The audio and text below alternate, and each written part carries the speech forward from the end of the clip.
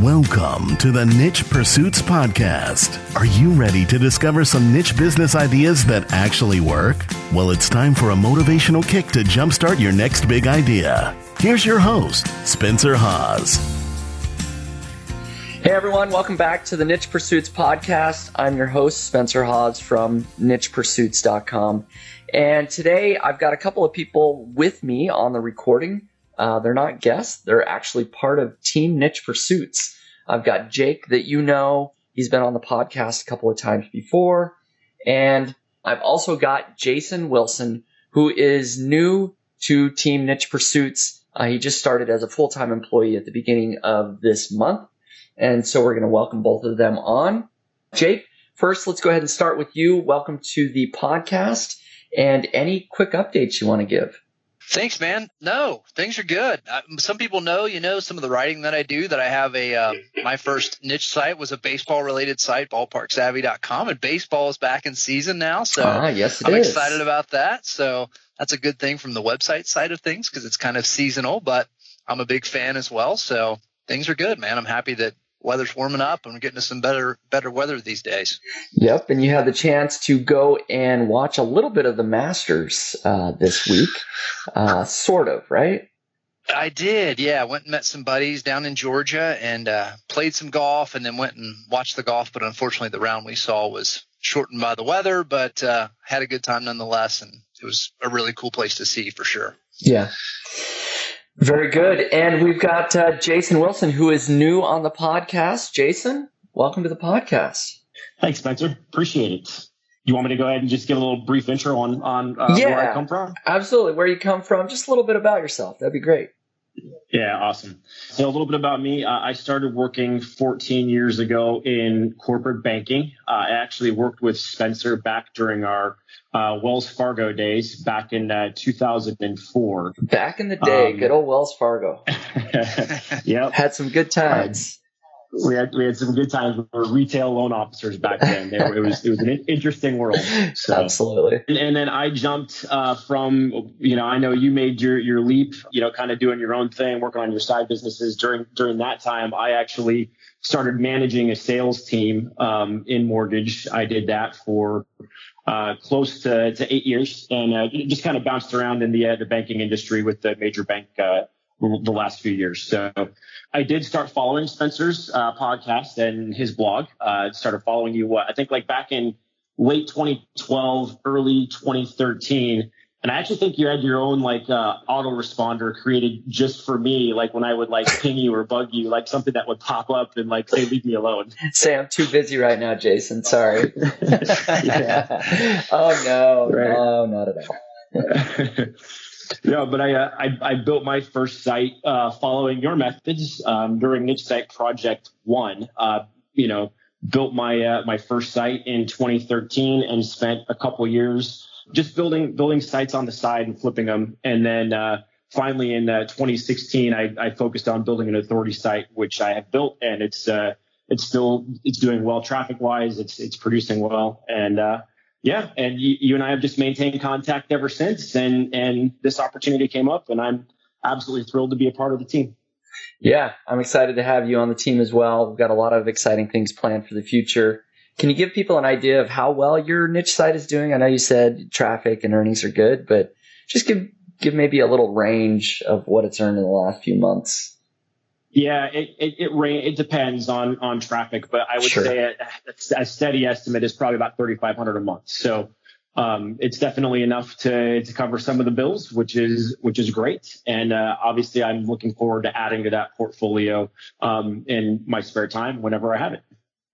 Absolutely. And so, I think it's important for people to know that you've actually built a site and it's doing well, and what you're talking about, because you are going to be on the podcast in the future as well. And on the blog, you'll be participating there and maybe writing some blog posts down the road as well. And of course, you'll have a chance to tell your story a little bit more there. But, Jason definitely has a good knowledge base, even though, back in the day, he did try to pick my brain quite a bit on Skype. He learned a lot on his own and is doing quite well.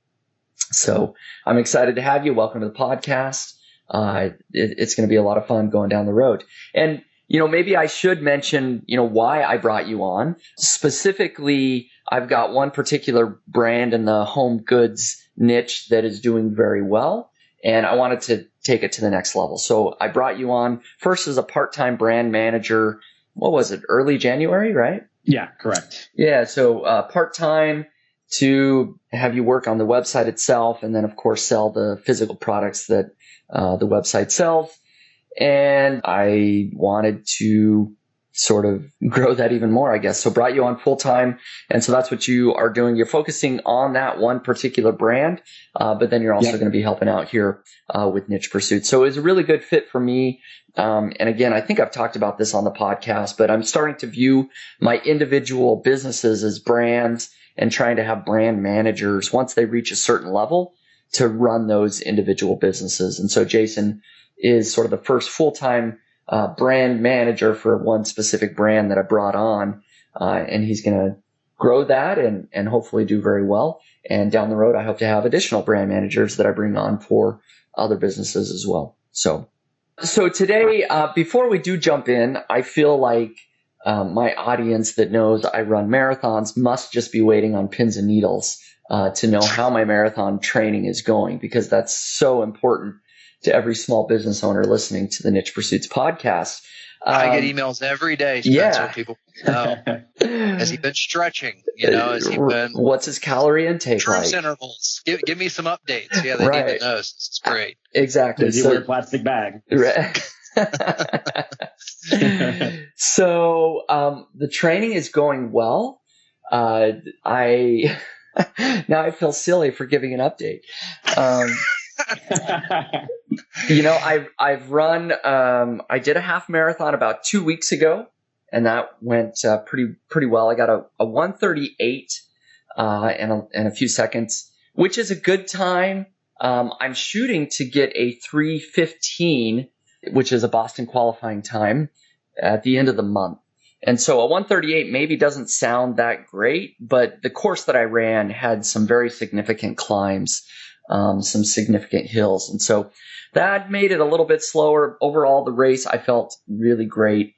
I think I'm well prepared for the marathon. But to make a long story short, I've got about 2.5 weeks till the full marathon, and I think I'm going to get really close. I've been putting a lot of time and effort, and so I'll give an update. If anybody is curious how that is going, feel free to reach out to me. You don't have to send Jake any more emails. You can email me and ask about the marathon updates. That would be just fine. So to clarify, that would be your best time ever if you get 3:15. Is that right? Oh, for sure. Yeah. Okay. My personal best right now is a 3:23:50. Okay. And so it's about 12 minutes faster is what I need to get. And I'm really, if I'm honest, I'm shooting for a 3:10, which would guarantee that I get to run in Boston. Sweet. Getting a 3:15 qualifies me, but a 3:10 would guarantee I actually get to go to the race and run it and do that sort of thing. So anyways, big lifetime goal that will be taking place in 2.5 weeks. So I do think, moral of the story, I do think it's very important, even for non-runners, to set goals, to set big goals in your business, whether that's some lifetime achievement or a monthly goal or an annual goal.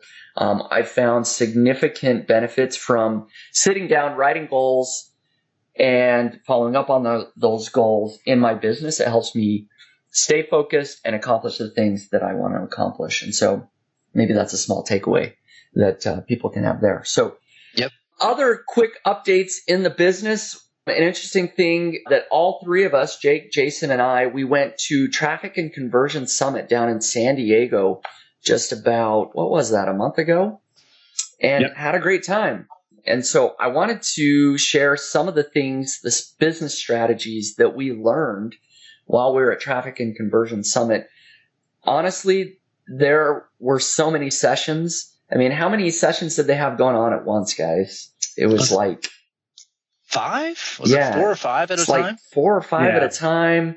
So there's no way you could see it all. You kind of had to pick the one that you were most interested in. And no lunch break. And no lunch break this year. Morning Yeah. to evening, 5 sessions at a time. Yeah. So yeah, talk about brain overload. They really do just dump tons of information on you. And so, but I wanted to try and pinpoint a couple of things that we learned and things that we're going to try to apply in our business. And do one of you guys want to go first? Anything that you picked up, a strategy that you think the Niche Pursuits audience would be interested to hear, or just something specific that was a takeaway that really struck you that you're going to apply? Yeah. I'll go. Go ahead, Jake. Sure. I've got two things that I think really stood out to me that I think people listening can implement as well. One guy that spoke was Donald Miller, who's an author, political consultant, many other things, has a company, I believe, called Story Brand. And so that's what he talks about is, having your brand tell its story with clarity. And I just thought it was really interesting when he talks about simplifying your message, and he talks about whatever it is that you sell or whatever your site is, it at a level 10 on a scale of 1 to 10, but the people that are reading your site know it on a level of 1 to 2. And so a lot of times we're talking above their head, but he talked at a very basic level. Our brains are meant to survive and thrive and to conserve calories. And so the longer somebody has to dig around on your website to figure out what it is you want them to do or what it is that you offer, if you're selling a service or whatever, they're going to disengage because they're burning calories to do this. You're making them search. And so he mentioned the idea of, does your website pass what he called the grunt test? And I remember he said that was basically, could a caveman look at your website and sort of figure out what you do in, I think, 5 or 10 seconds or less. And so anyway, he showed some examples of that. And it sounds kind of obvious, but you sort of realize it. I went back to some of our sites and things and tried to clean up some of the language and just simplify some of our home pages and sales pages and things like that, just to make it like crystal clear exactly what we do and the actions we want people to take. And so maybe something you can go back and take a fresh look at your site and see if it passes the grunt test. And then one other thing, we sat in a session from Terry Belcher, one of the digital marketer guys, and he had sort of an interesting tactic of how they email their list, specifically when they're trying to sell something. So if you're making an offer as an affiliate or if you sell a course or something like that. And one thing he mentioned I thought was interesting is that they kind of do some A/B testing as they go. So an example he gave was maybe at 7 a.m., they'll email 10% of their list and they'll send half of them one headline and the other half a different subject line. And they wait an hour and kind of see which one worked better. And then they go back at 10 a.m. and kind of do the same thing just with two different email bodies, so they send another 10% of their list, half of them this, half of them that. And by that, they've emailed 20% of their list, but now they sort of have some testing to know, hey, this is our better subject line, this is our better body. And in the afternoon, they're able to email their whole list with like a really, they've got some data to show that, hey, this email is working good. People are opening it. People are clicking it, that sort of thing. And I just thought that was a simple thing, but a really cool idea because in businesses and stuff where I have a list, I tend to just, if I'm sending a blast email, I just send it to everybody, right? Which is probably bad. But so if you're not a big sophisticated tester, I think that's a really easy way you can start doing some A/B testing and get some better open rates from your email list. Yeah, no, great. Both of those are great pieces of advice. Really great sessions that those are in. So, Jason, what about you? Any takeaways there? Yeah, I sought out, it's hard because we had so many good sessions, and the sessions were they were just long enough to make sure that the speakers were captivating your interest and not losing you. I think each session ran about 45 minutes for the most part, outside of the opening and closing sessions. I kind of set out to really learn more about Facebook advertising, specifically for the brand that I'm picking up for you, Spencer, just because right. I know there are a lot of people in the FBA and e-commerce space that have had a lot of really good success running Facebook ads and driving traffic to their e-commerce stores and selling product. So one of the speakers are Nick Kuzmich. He's kind of like a Facebook ads guru, and he walked through his full template with all the elements that you have of a really good Facebook ad, and he kind of walked through how to keep your content engaging, how to make sure that your customers or potential customers are interacting with your ad, and basically like how not to look spammy, making sure that you've got proper call to actions, and making sure that your copy is really relevant to your audience and obviously drives the end goal, which is gaining new customers. So that that session, there were just so many good little pieces of information in that session that we've already actually taken out, and we've actually applied some of those practices to some of our ads on the business that I'm running for you now. So, right. Super valuable, and hopefully we start to see some big success there. Yep, absolutely. So for me, I had a couple of takeaways as well. One session was with Ezra Firestone, and this topic actually came up quite a bit that was pretty new to me, which was Facebook Messenger bots. There was some really interesting examples of how e-commerce businesses and just businesses in general can start using messenger bots to engage with their audience. And basically, Facebook has provided a way where you can create an ad that the call to action, the button that they click essentially opens up a messenger chat box. And so your customer can start chatting with a chatbot. And so it's an automated sequence. They might answer a question, and then the bot will give an answer based on different things. And of course, you want to let them know they're chatting with a messenger bot. You're not trying to trick them, but you're just trying to engage them with your brand. And what's really interesting about that is once you get people to engage on Facebook Messenger, it's essentially like having another customer list. You've got this messenger list that at any time in the future, you can send a broadcast message to your list. And what's really interesting is that the open rates on Facebook Messenger are ridiculously high when compared to email. And so if you send out a Facebook message to 5,000 people, I don't remember what the stat was, but it was above 80%. I mean, it's just a huge amount of people that are going to open and see your message. And so that was kind of a unique takeaway that, I need to be looking at. That's another way that we can communicate with our customers in a more, in a different way than on email. We can get them on a Facebook Messenger list and engage them that way. So that's kind of cool. It's not something that we've specifically applied just yet, but it's something that I'm thinking about and wondering how we can apply that into our business. The other sort of big takeaway that wasn't in a specific session, but just for me, as I looked at my overall business, I realized that I need to be setting up systems and processes a little bit better that will help me to manage the people that I have and to scale the businesses that I have.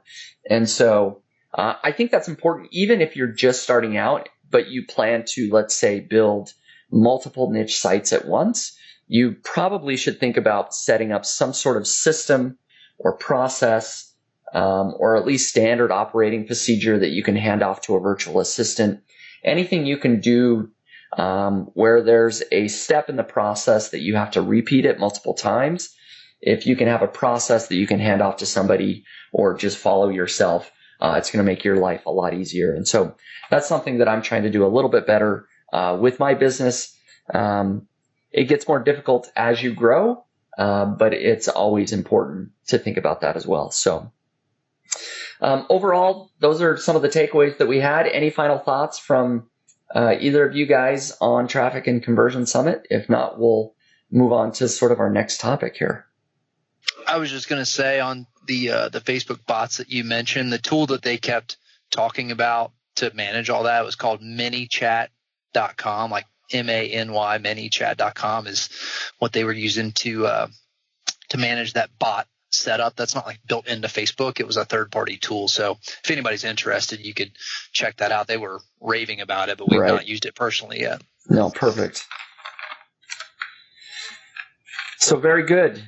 So the next thing I wanted to chat about was Niche Site Project 3.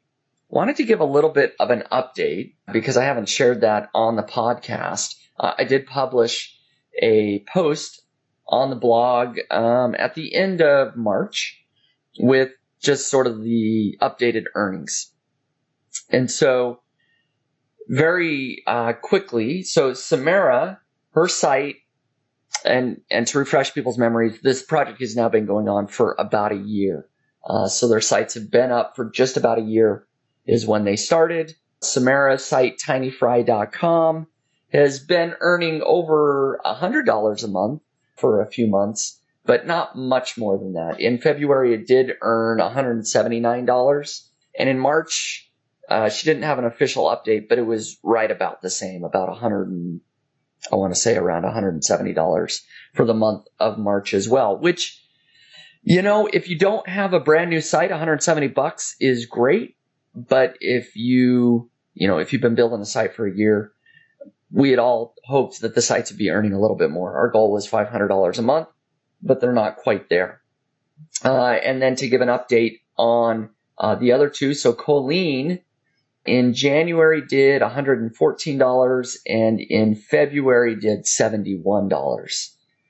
And then Ryan, the nice update is he did have one sale or two sales, maybe it looks like. He had his first referral commission, so made a couple of bucks there. So overall, I mean, it's one of those things. I published the update and then I sort of said, well, we're going to give them another 6 months before we publish another income report, because we've been doing an income report every couple of months. And I felt like, well, they might need a little bit of time to grow that. And then we got some mixed reviews in the comments. Did you guys happen to read the comments at all on that blog post? I did. Yep. I did not. So what were your thoughts on the comments? Some were negative and some were positive, right, Jason? Yeah, some were negative, some were positive. I think you're probably like a 60-40 split. And a lot of folks are asking if building niche sites is still a viable way to earn money on the side. And obviously, I can attest that it is, because I've been doing well, and my site was launched probably about 17 or 18 months ago, and it's, where it's at. So not too much further back than where Samara's site was. So. Right. Yep. And so what was interesting, certainly there were some people who said, oh, this project's a failure, a complete bust, and we should give up, and niche sites we should never think about again. But then, then there was other people that, and I've heard from lots of people that started with Niche Site Project 3, followed every step along the process, and now their sites are making $1,000, $2,000 a month, Wow. that are, and several that are above the $500 a month, sort of goal that we had set. Right. So was it a failure? Well, we wish that the 3 students were earning more, but I've heard from a ton of people out there following along with the project that are doing quite well. So why is that? Why are some people doing well and some people not doing so well? Any thoughts on that, Jake? Yeah, I'll give my take. One is that it's hard to commit the time. That's the boat that Ryan's been in. I know some people give him grief about that and for whatever it is. But, if you're working full time, especially, or, even if you're stay at home mom, whatever, you've got a full schedule. And so to find the time to do that late at night, early in the morning, whatever, it takes a different level of commitment. And so not everybody's able or willing to do that consistently, and you need that.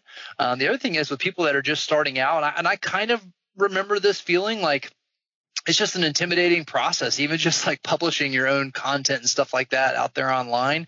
I think some people have a hard time just getting past like that mental hurdle, like, oh, what if nobody reads it? What if it fails? That sort of thing. And so some people never really like kick it into drive. And so I think these people that are succeeding, my guess is that they're getting after it, you know what I mean? And they're like, forget it. Hey, if it succeeds, great. If not, hey, I'll keep trying. And so I think a lot of it's a mentality shift on the people that get in there and just sort of follow the steps. Obviously the stuff clearly still works. Some of the methodology and things have changed over the years, but the concept definitely still works. It's just a matter of, hey, are you going to put in the work and the time and do it? Right. Any thoughts from you, Jason, on that same subject? Why are some successful, others not? Yeah, I think that some of it is probably niche dependent too. Like some niches have the ability probably to have a little bit more of an immediate return than others. So I think it depends Sure. on, what you're doing, what product you're selling, what, affiliate program or advertising platform you're using to make money on your site. All that can play a factor. But I think just to, chime in off what Jake said, if you don't have the time, you've got to have a marketing budget. You got to have money set aside and say, hey, I know that I can't do this, and I'm just going to have to realize that, hey, if you've got an LLC and you set aside, a couple $1,000s to work on a niche site because you can't do it all on your own, there's no reason why you can't repeat the same success. Right. Absolutely. I agree. I think you guys hit the nail on the head. A lot of it is the ability to put in the time, which, unfortunately, a couple of the students, I think, just haven't been able to do that. So it's the level of commitment.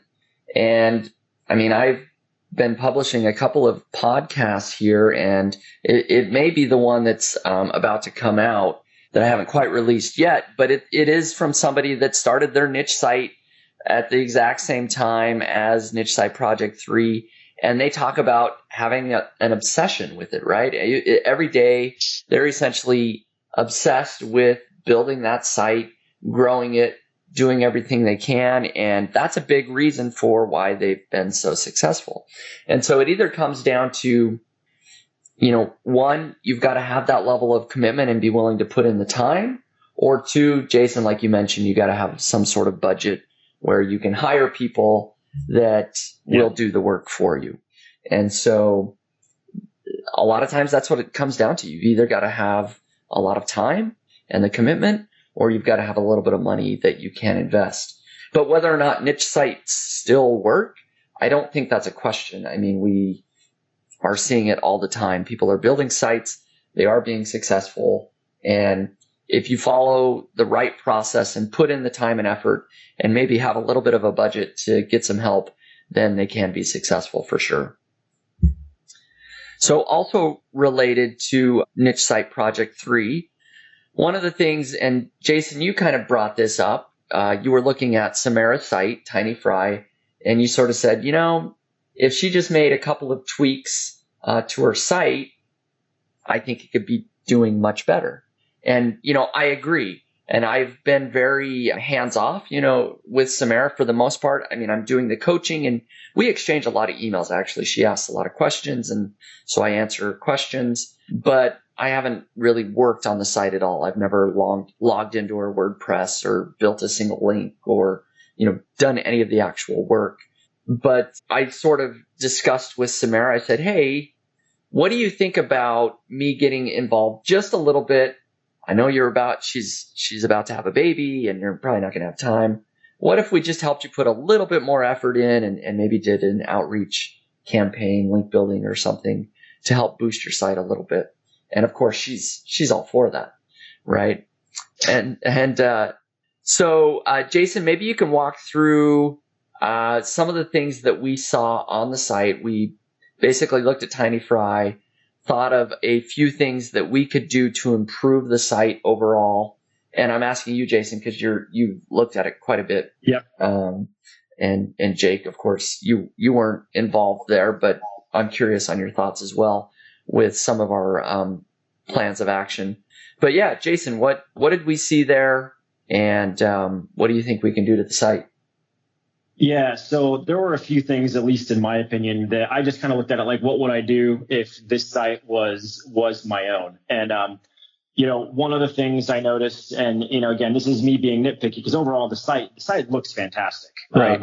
But I would say, like, the categories, she has a ton of categories all over the place, and some of the categories only contain one or two posts, and she's got them in the drop downs. I'm not a big fan of drop downs, because if you start building serious traffic and you're using display ads and you've got drop downs, that can conflict with people accidentally clicking on an ad when they meant to click your drop down. So the first thing is I would clean up all the categories that she has, maybe just have 4 to 6 primary categories where all your content falls under.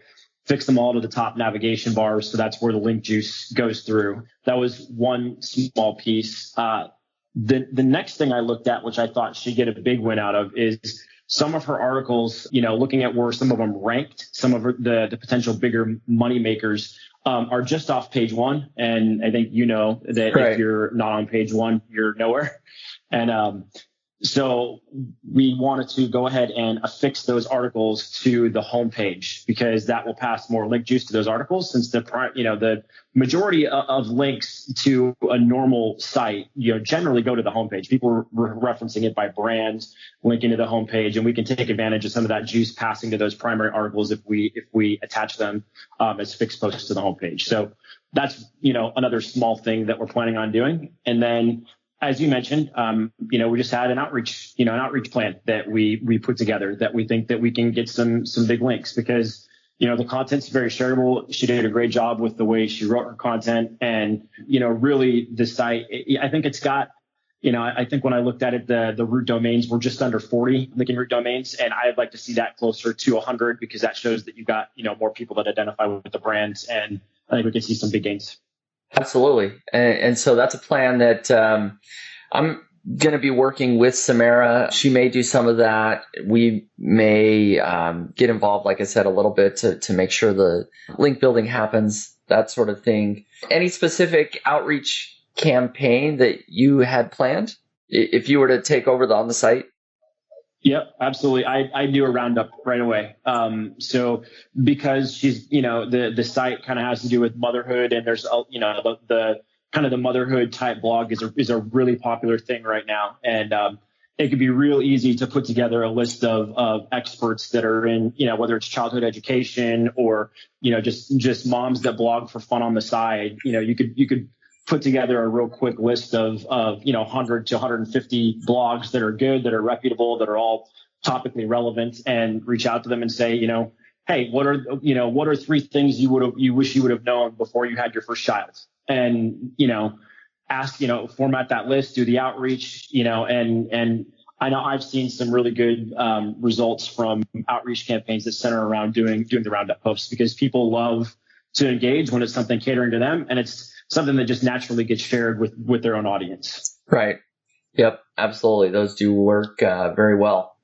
And Jake, that's something that we did on another one of our sites, similar, but with a little bit of a twist. We basically did sort of a top rating and gave out a digital award, if you will, like a badge, right? And that worked pretty well for us. Maybe you can talk about what we did there. I don't think we've talked about that on the podcast before. Yeah, that's pretty much it. We sort of handed out an award on the blog, and had somebody we were working with kind of go through, and these were events, and say they were going through and checking out Facebook and different places that review such events, and sort of figuring out in a state-by-state breakdown, which ones are the most popular. And we just curated that into a small list of, 5 to 7 events, and kind of said, hey, these are some of the best events in this state. And then it's very easy from there just to go out to that event's Facebook page, or if their website or whatever, and just like, hey guys, congrats, Right. We've given you this award and all that. And it passes the eyeball test. Like, it looks nice, and we put some time into it, maybe quoted some nice things people had to say about it who had attended the event and stuff like that. And we got some great links from that, kind of, because I think we may have used Fiverr to get a badge created that looked nice for the award. And so we said, hey, no obligation, of course, but you're free to use this if you want. And we had a lot of people that put it into their marketing material. They put it on their footer of their website, things like that. So it resulted in a lot of social shares and a few really high quality links for us as well. Yeah, absolutely. And it's something simple. Like you said, I mean, we went to Fiverr, we got a little graphic created, a little badge award looking thing. And that was about it. I mean, we essentially made up the award. I mean, it just, you said the top, whatever, award, and, right. and that was it. And that has worked very well. So that's an idea for people that maybe have a site that are thinking of outreach campaigns that they can do, something they can implement perhaps in their business. Before we wrap up, any final thoughts on Niche Site Project 3 from you guys? I guess my final thoughts are, like we talked about, a lot of it just has come down to the level of commitment. I do think Colleen has already started on a new site that she's kind of working on. and I don't know if she's putting more effort into that site than the other site, so if I don't know what the level of commitment is there with the original site, like I said, but I know she's got a couple of projects and she's sort of traveling the world now.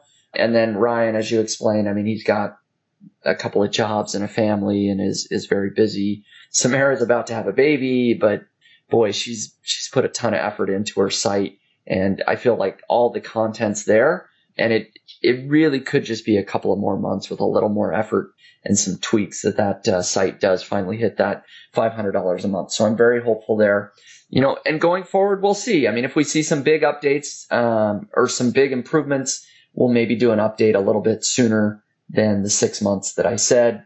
But certainly if there's anything major to share, we'll come back and do that. So any final thoughts from you guys? Yeah, I mean, my final thought on this as it relates to these sites is, and I think you guys would agree with me, is that there really is the idea of having momentum in a site. And so for somebody like the Tiny Fry site that we're looking at, where it's creeping over $100 and it's seeing little increments, I found that getting from $0 to 100 is a lot harder than going from 100 to 1,000 and then from 1,000, on up. Right. It just seems to snowball, And so once you start picking some of this stuff up, so maybe a bit of encouragement for somebody who seems like, hey, I've put in a lot of work and I'm still not, maybe this is you, 50 to $100 a month and whatever. But yeah, I mean, gains can come very, very quickly if you stick it out. I mean, I think we've all seen that happen with different sites that we've done. Yeah, I'll just, Jake, you stole it from me. I was going to say the exact same thing. I remember I remember with my site, specifically the authority site that I have right now, it literally went from, I think, $200 1 month, and then within 60 days it was over $1,000 a month. So it really can happen quickly, especially if you're doing big outreach campaigns. And the big thing is just making sure your content is really solid and it appeals to the readers, because time on site is a big deal from an SEO perspective. And if you got solid content, as long as the momentum rolls, it can happen fast. Yep. Great tips. Great closing thoughts there. Appreciate it, guys. So everybody out there building a niche site, don't necessarily give up. Take a look at your site, see if there's little tweaks and improvements that you can make. And if you've got that momentum, just realize that can grow pretty quickly with time. So Jake, Jason, I appreciate you guys coming on the Niche Pursuits podcast. Thanks, man. Thanks for having me. I'm excited. Absolutely. Yep. I'm excited to continue to work on projects that we're working on. And going forward in the future for podcast listeners, I'll try not to wait so long before my next marathon update. I will let you know what I'm eating and how my training is going, because I know that's so important. So until next time, everybody, thanks for listening.